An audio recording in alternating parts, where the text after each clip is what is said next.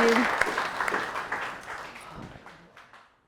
So last week, as I was getting ready for this very talk, I was feeling pretty good about myself.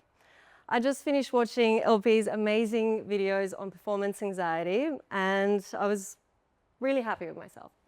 Ginger, my alter ego, was cheering me on. At the same time, I was cooking Bolognese and pouring a bath for my son over there, like a multitasking Aquarian mama. Then I hear, "Mom, the bath!" No. I turn around and the bathtub is completely overflowing. The water is almost meeting me in the kitchen. So I drop the Bolognese and run over to clean it up. I used every towel.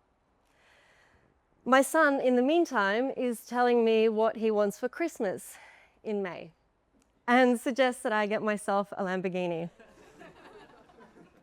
So as I'm mopping up this mess, I smell the Bolognese burning. It was one of those fuck this moments. And look, I know it's not the worst thing in the world. Like, I've had worse things happen to me, for sure. But this is the most recent, and I thought it'd be funny. So honestly, in the past, I would have spiraled. I would have cracked. I would have probably blamed someone. But instead, I laughed. I served up this slightly burnt Bolognese. I sat down with my son, and I decided that this is going to be turned into a positive experience. So here it is, the star of my talk today. But it wasn't always this way. It took a lot of inconveniences, or as I like to now call them, redirections. And one really powerful decision that I was sick of my own shit. That I was ready to come home to myself. And now this is just what I teach the women in my life, and how to become more radiant. So what is radiance? I believe that radiance is, a radiant woman is just really herself. She is living life in full alignment with her values. She is love. You can just feel love oozing out of her. And this is how I feel now. It's like a constant feedback loop of love that I'm giving and receiving. I'm one of those annoying people that are walking down the street smiling. But it wasn't always like this. I was born the year that the Soviet Union collapsed. Scarcity was in the air, so was fear, shame, and a lot of anger. I wasn't taught how to feel. I was taught to suppress, to mistrust, to keep things hidden. I was told I was too much, not enough, too loud, too quiet. I was really confused growing up. Did anyone else feel confused growing up? My role model was Britney Spears. And boy, she taught me a lot. From a young age, I wanted to be a star. I knew I wanted to be seen. I wanted to live a really meaningful life where there were no limits.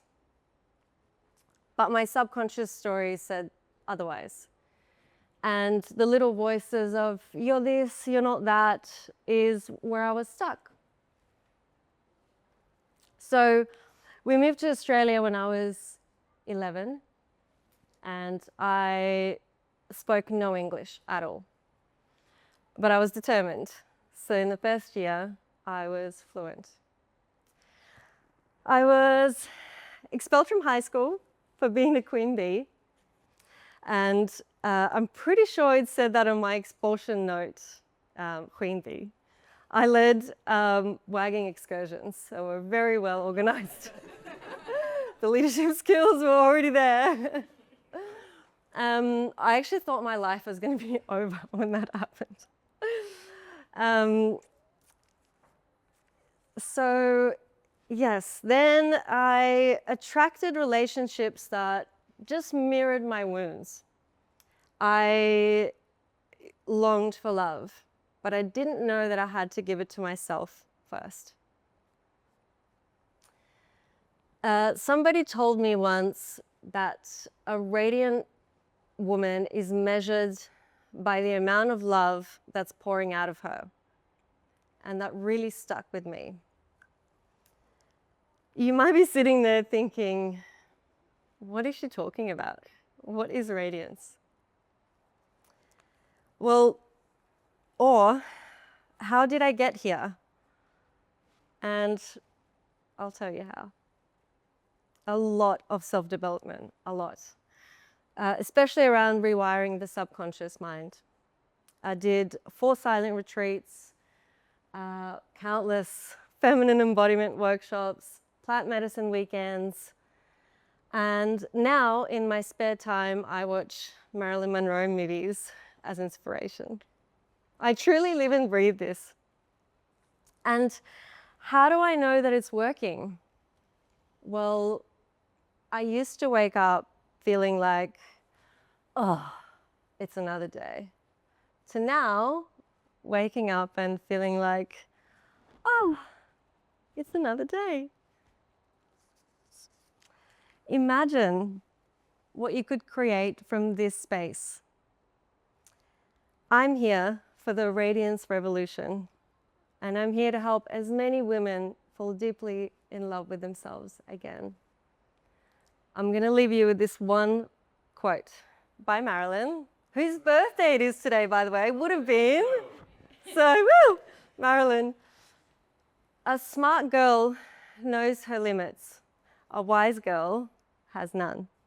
Thank you.